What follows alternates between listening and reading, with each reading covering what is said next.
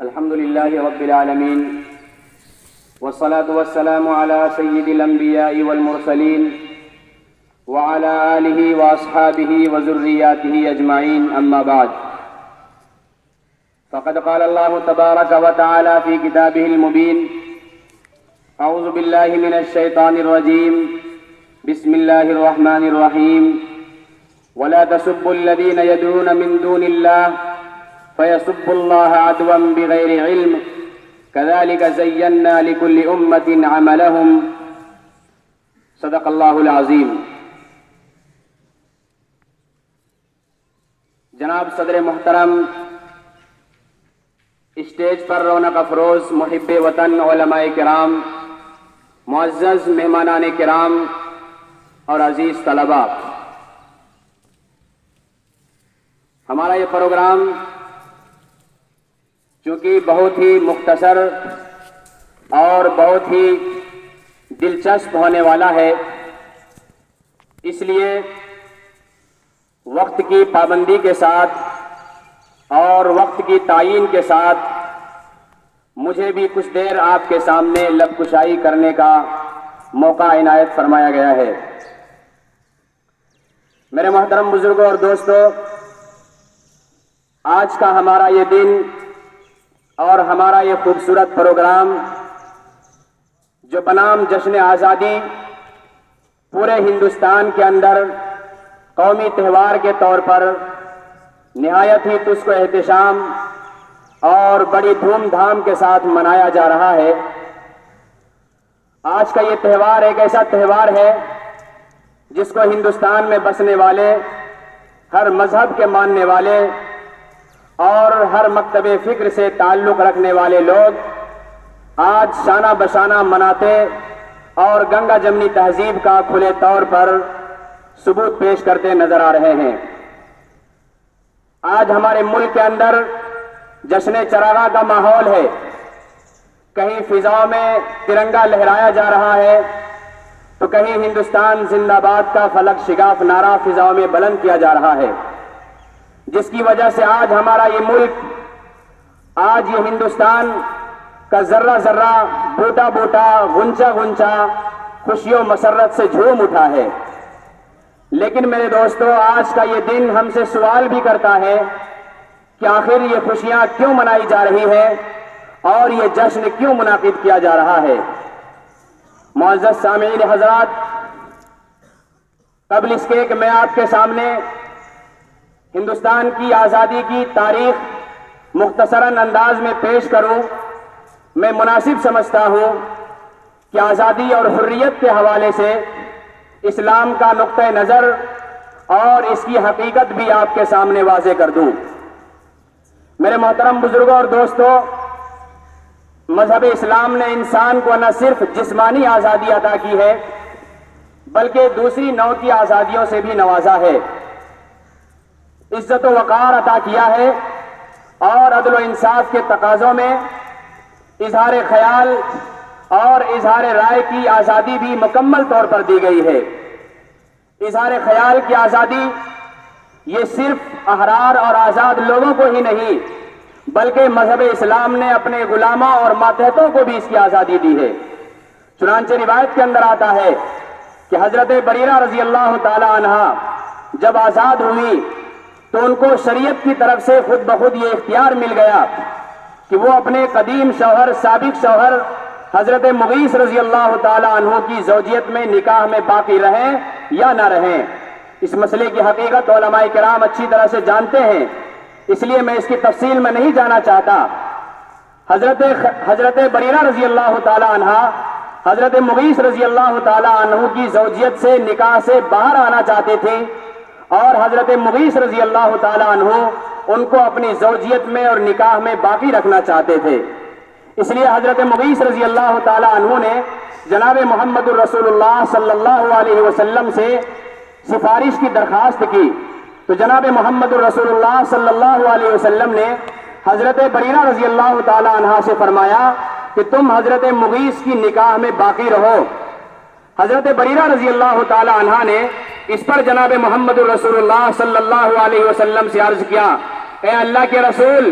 یہ آپ کا میرے لیے حکم ہے یا پھر حضرت مغیث کی طرف سے آپ سفارش فرما رہے ہیں؟ اللہ کے رسول صلی اللہ علیہ وسلم نے فرمایا کہ یہ میری طرف سے سفارش ہے۔ حضرت بریرہ رضی اللہ تعالیٰ عنہ اس پر جواب دیتی ہیں، اے اللہ کے رسول، پھر مجھے اس پر عمل کرنے کی ضرورت نہیں ہے۔ میرے محترم بزرگوں اور دوستوں، اظہار خیال کی آزادی کی اس سے بڑی اور کیا مثال ہو سکتی ہے کہ جب خلیفۃ المسلمین امیر المومنین خلیفہ ثانی حضرت عمر فاروق رضی اللہ تعالیٰ عنہ خلیفہ اور امیر منتخب ہوئے، جب آپ نے پہلی مرتبہ تقریر فرمائی، خطبے کے اندر آپ نے ارشاد فرمایا کہ لوگوں یاد رکھنا، آج سے عمر امیر المومنین اور خلیفۃ المسلمین ضرور ہے، لیکن اگر عمر کے اندر کوئی کجی، کوئی غلطی نظر آئے، تم میں سے ادنا شخص کو حق ہے کہ وہ عمر کی کجی کو درست کر دے۔ اسی دوران مسجد کے اندر سے ایک دیہاتی کھڑا ہوا اور انہوں نے حضرت عمر فاروق رضی اللہ تعالیٰ عنہ کے سامنے، جلیل القدر خلیفہ کے سامنے عرض کیا کہ میں اگر عمر کے اندر کوئی غلطی دیکھوں گا تو میں اپنی تلوار سے عمر کی کجی کو درست کر دوں گا۔ اس پر حضرت عمر فاروق رضی اللہ تعالیٰ عنہ برہم نہیں ہوئے، غم اور غصے کا اظہار نہیں فرمایا، بلکہ حضرت عمر فاروق رضی اللہ تعالیٰ عنہ نے فرمایا، الحمدللہ الذی جعل فی ہذہ الامۃ من یقوم اعوجاج عمر بسیفہ، کہ تمام تعریفیں اس اللہ کی ہیں جس نے اس امت کے اندر ایک ایسے فرد کو پیدا کیا ہوا ہے جو عمر کی کجی اور غلطی کو اپنی تلوار سے درست کر دے گا۔ حضرت عمر فاروق رضی اللہ تعالیٰ عنہ نے اس شخص کو انعام خداوندی سمجھا، نعمت خداوندی سمجھا۔ ایک اور موقع پر حضرت عمر فاروق رضی اللہ تعالیٰ عنہ نے جب جنگ کے موقع پر، غزوے کے موقع پر مجاہدین کے درمیان میں مال غنیمت کو تقسیم فرمایا تو تمام مجاہدین کے حصے میں ایک ایک چادر آئی تھی۔ ایک مرتبہ حضرت عمر فاروق رضی اللہ تعالیٰ عنہ مسجد کے اندر خطبہ دے رہے تھے، خطبے کے دوران ایک شخص مسجد سے کھڑا ہوتا ہے اور حضرت عمر رضی اللہ تعالیٰ عنہ کے سامنے عرض کرتا ہے، عمر اپنی تقریر بند کرو، سب سے پہلے مجھے اس کپڑے کے بارے میں اور اس چادر کے بارے میں صحیح صحیح جواب دو، اس سے پہلے ہم آپ کی تقریر سننے والے نہیں ہیں، ہم آپ کی اطاعت قبول کرنے والے نہیں ہیں، ہمیں پہلے اس چادر کے بارے میں صحیح صحیح جواب دیا جائے۔ منشأ سوال یہ تھا کہ کہیں ایسا نہ ہو کہ مال غنیمت میں سے عام مجاہدین کو ایک ایک چادر دے دی گئی ہو اور خود اپنے پاس دو چادریں رکھ لی ہوں۔ حضرت عمر رضی اللہ تعالیٰ عنہ برہم نہیں ہوئے، بلکہ حضرت عمر رضی اللہ تعالیٰ عنہ نے بڑی سنجیدگی اور متانت سے عرض کیا کہ اس کا جواب میرے بیٹے عبداللہ دیں گے۔ چنانچہ عبداللہ بن عمر رضی اللہ تعالیٰ عنہما کھڑے ہوئے اور عرض کیا کہ امیر المومنین حضرت عمر فاروق رضی اللہ تعالیٰ عنہ نے مال غنیمت کو عدل و انصاف کے ساتھ اور برابری کے ساتھ تقسیم فرمایا ہے، ان کے پاس جو دو چادریں ہیں وہ ایک میری ہے جو میں نے اپنے باپ کو دی ہوئی ہے۔ معزز سامعین، جناب محمد الرسول اللہ صلی اللہ علیہ وسلم بھی حضرات صحابہ کرام کو اظہار خیال کا پورا پورا حق عنایت فرمایا کرتے تھے۔ چنانچہ احادیث کی کتابوں میں بے شمار ایسے واقعات ملتے ہیں۔ ایک مرتبہ جب کفار اور مشرکین کا لشکر مدینہ منورہ کے قریب پہنچا تو جناب محمد الرسول اللہ صلی اللہ علیہ وسلم نے صحابہ کرام سے مشورہ کیا۔ حضرات صحابہ کرام رضی اللہ تعالیٰ عنہ سے مشورہ کرنے کے بعد اللہ کے رسول علیہ السلام کی رائے یہ بنی کہ مدینہ منورہ کے اندر رہتے ہوئے ہی کفار اور مشرکین سے مقابلہ کیا جائے، لیکن دیگر صحابہ کرام کی رائے ہوئی کہ مدینہ منورہ کے اندر رہ کر کے نہیں بلکہ مدینہ منورہ سے باہر جا کر کے کفار اور مشرکین سے مقابلہ کیا جائے۔ جناب محمد الرسول اللہ صلی اللہ علیہ وسلم نے صحابہ کرام کے اس رائے پر عمل کرتے ہوئے مدینہ منورہ سے باہر نکل کر احد پہاڑ کے دامن میں جا کر کے کفار اور مشرکین سے مقابلہ کیا ہے۔ اسی طریقے سے حدیث کی کتاب میں ایک اور واقعہ لکھا ہے کہ غزوہ بدر کے موقع پر جب کفار کو قیدی بنایا گیا، ان قیدیوں کے بارے میں جناب محمد الرسول اللہ صلی اللہ علیہ وسلم نے صحابہ کرام سے مشورہ فرمایا تو حضرت ابو بکر صدیق رضی اللہ تعالیٰ عنہ کی رائے یہ ہوئی، یا رسول اللہ ان قیدیوں سے فدیہ لے کر کے ان کو آزاد کر دیا جائے، لیکن حضرت عمر فاروق اور دوسرے صحابہ کرام کی رائے یہ ہوئی، یا رسول اللہ ان قیدیوں کو قتل کر دیا جائے، لیکن اللہ کے رسول صلی اللہ علیہ وسلم نے حضرت ابو بکر صدیق رضی اللہ تعالیٰ عنہ کی رائے پر عمل کرتے ہوئے تمام قیدیوں کو رہا فرما دیا۔ لیکن میرے دوستو، مذہب اسلام کے اندر اظہار خیال کی آزادی کا مطلب کسی کی دل آزاری نہیں، مذہب اسلام کے اندر اظہار رائے کی آزادی کا مطلب لان و تان کرنا نہیں، اظہار خیال ہو، اظہار رائے ہو، آزادی کے ساتھ ہو، مگر حدود و قیود کے ساتھ ہو، بڑوں کا احترام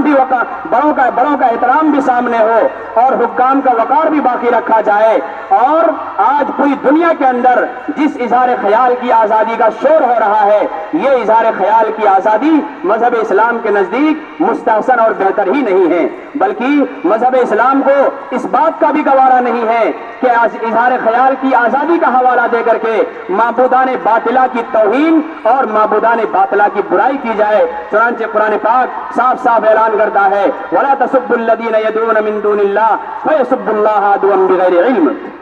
میرے دوستو، یہ ہے اسلام کا نقطہ نظر اور یہ ہے اظہار خیال کی آزادی کی حقیقت مذہب اسلام کے اندر. آئیے آزادی کی تاریخ کی طرف اب ہم چلتے ہیں. جب ہم تاریخ کے اوراق کو الٹ کر دیکھتے ہیں تو ہمیں یہ معلوم ہوتا ہے کہ آج کا ہمارا یہ پروگرام ان عاشقان باوفا، شہیدان راہ وفا کے حصول آزادی کی خاطر جنہوں نے بے پناہ قربانیاں اور انتھک کوششوں کے بعد اس ملک کو آزاد کیا تھا، انہی کی مناسبت سے یہ خوشیاں آج منائی جا رہی ہیں اور انہی کی مناسبت سے آج یہ جشن منایا جا رہا ہے، کیونکہ ان کی قربانیوں کے نتیجے میں ہی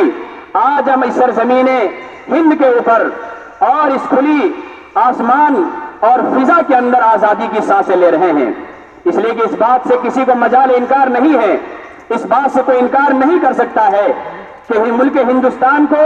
انگریزوں کے ظلم و ستم سے نجات دلانے کے لیے، انگریزوں کے شکنجوں سے آزاد کرانے کے لیے ہمارے اکابر و اسلاف نے بے مثال قربانیوں کا نذرانہ پیش کیا ہے. جان و مال کی قربانیاں دی ہیں، تحریکیں چلائی ہیں، تنظیمیں بنائی ہیں، تختہ دار پہ چڑھ گئے ہیں اور پھانسی کے پھندوں کو جرأت و حوصلہ اور کمال بہادری کے ساتھ گلے لگا لیا ہے اور ملک ہندوستان کی آزادی کے لیے میدان جہاد میں نکل پڑے ہیں اور اس وقت تک اس ہندوستان کی آزادی کے لیے لڑتے رہے، جہاد کرتے رہے جب تک کہ ان کی رگوں میں خون کا آخری قطرہ بھی باقی تھا. بالآخر انگریز جیسی ظالم و جابر قوم بھی ہندوستانیوں کے، اس مسلمانوں کے اور علماء کرام کی فولادی قوت سے پسپا ہو کر انگریز بھی اس ملک کو چھوڑنے پر مجبور ہو گیا. میرے محترم بزرگوں اور دوستوں، 1857 کے بعد تقریباً نصف صدی تک ملک ہندوستان کو آزاد کرانے کے لیے مسلمان تنے تنہا جنگ کے میدان میں نظر آتا ہے. نصف صدی تک مسلمانوں کے ساتھ ہندوستان کی آزادی لڑنے میں کوئی شریک نہیں تھا، صرف مسلمان ہی شریک تھا اور ہندوستان کی آزادی کے لیے مسلمانوں نے، علماء کرام نے اتنا خون بہایا ہے کہ کسی دوسری قوم نے اتنا پسینہ بھی نہیں بہایا ہے. لیکن افسوس 1857 کی یہ جنگ عظیم مختلف وجوہ و اسباب کی بنا پر ناکام ہو جاتی ہے اور دیکھتے ہی دیکھتے پورا ملک انگریزوں کے زیر اقتدار آ جاتا ہے. مغلیہ سلطنت کا ٹمٹماتا چراغ بھی گل ہو جاتا ہے، دلی کا تخت و تاج بھی چھین لیا جاتا ہے اور آزادی کے متوالے علماء کرام کو اور مسلمانوں کو انگریز ظلم و ستم کا نشانہ بناتے ہیں. تقریباً 2 لاکھ مسلمانوں کو شہید کر دیا جاتا ہے، جن میں تقریباً 51,500 صرف علماء کرام تھے. 2 لاکھ مسلمانوں کو شہید کر دیا گیا. دلی کے چاندنی چوک سے لے کر پاکستان کے خیبر تک کوئی ایسا درخت نہیں تھا جس پر علماء کرام کی گردنیں لٹکی ہوئی نہ ہو. علماء کرام کو یہ انگریز زندہ پکڑتا اور سور کے کھالوں میں بند کر کے، خنزیر کے کھالوں میں بند کر کے لقمہ آتش بنا دیا جاتا تھا. ایسے پرآشوب حالات میں، مشکل گھڑی میں، جبکہ لوگ مایوسی کے شکار ہو چکے تھے، احساس کمتری نے بری طرح سے گھیر لیا تھا، بظاہر ایمان و یقین کی حفاظت اور اسلامی شعار کی بقا ہندوستان کے اندر مشکل نظر آ رہی تھی. تو ایسے وقت میں ٹھیک 1857 کے 10 سال کے بعد سن 1867 میں علماء کرام نے دارالعلوم دیوبند کی بنیاد رکھی اور دارالعلوم کی دیوبند کی بنیاد رکھنے کا مقصد بھی ہندوستانی مسلمانوں کو انگریزوں کے ظلم و ستم سے آزاد کرانا تھا.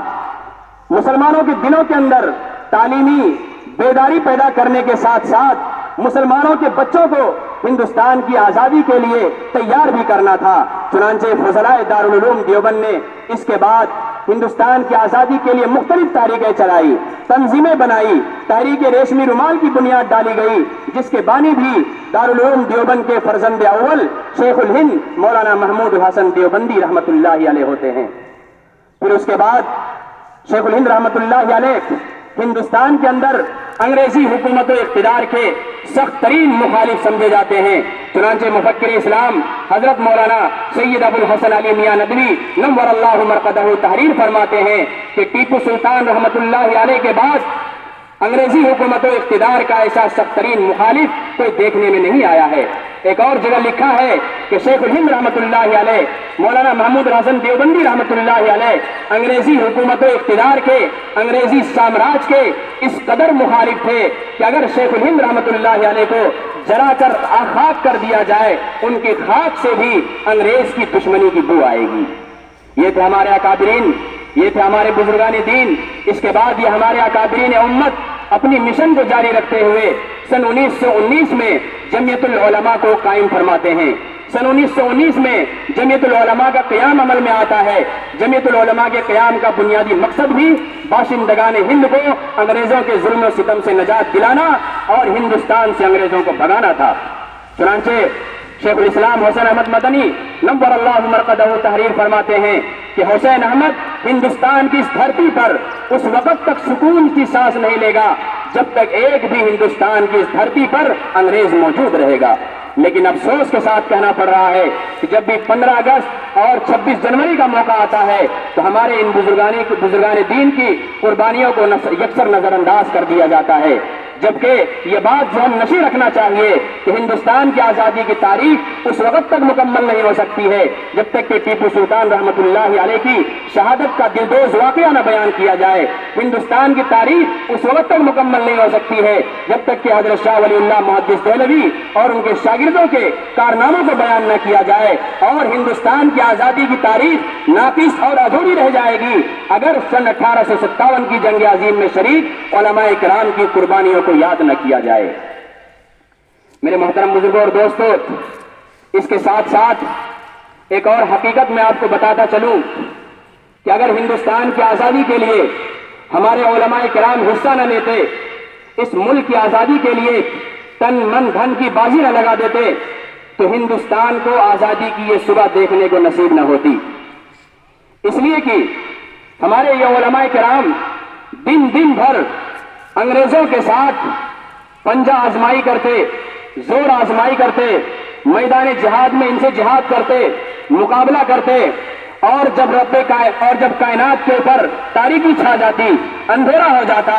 اور انگریز اپنے عیش قدوں میں اور اپنے عشرت خانوں میں جا کر کے نیند کی خراٹیں لیا کرتے تھے، نیند کی آوازیں آیا کرتی تھی، اس وقت میں ہمارے یہ درویش اللہ والے بزرگان دین رب ذوالجلال کی بارگاہ میں جبین نیاز خم کر دیتے اور رب ذوالجلال کی بارگاہ میں سجدہ ریز ہو جاتے اور اللہ کے سامنے روتے بلکتے اور آنسوؤں کا دریا بہا دیتے اور اللہ تبارک و تعالیٰ سے درخواست فرماتے، یا اللہ ہمارے اس ملک عزیز کو، وطن عزیز کو آزادی نصیب فرما دے، انگریزوں کے ظلم و ستم سے یہاں کے باشندوں کو آزاد فرما دے۔ چنانچہ اللہ تبارک و تعالیٰ نے ان بزرگان دین کی دعا کو قبول فرمایا، اور ایک طویل لڑائی لڑنے کے بعد اللہ تبارک و تعالیٰ نے آج ہی کے دن 15 اگست 1947 کو اللہ تبارک و تعالیٰ نے ہم ہندوستانیوں کو آزادی نصیب فرمائی۔ یہ ہمارے بزرگوں کی تاریخ ہے، لیکن افسوس آزادی جو بڑی جد و جہد کے بعد، بڑی طویل لڑائی کے بعد، بڑی مشقتوں کے بعد اور بڑی مصیبتوں کے بعد حاصل ہوئی تھی، آج اس آزادی کو ختم کرنے کی کوشش کی جا رہی ہے۔ اس لیے ہمارا، آپ کا اور ملک کے اندر رہنے والے تمام باشندگان وطن کا یہ اپنا فرض ہے کہ اس آزادی کو جو تمام مسلمانوں نے، ہندو مسلموں نے، تمام برادریوں نے مل کے حاصل کی تھی، اس آزادی کو باقی رکھنے کی اور اس آزادی کو بحال رکھنے کی ہمیں ہر وقت میں، ہر لمحے میں کوشش کرنی چاہیے۔ اللہ تبارک و تعالی ہمیں عمل کی توفیق عطا فرمائے۔ وآخر دعوانا ان الحمدللہ رب العالمین۔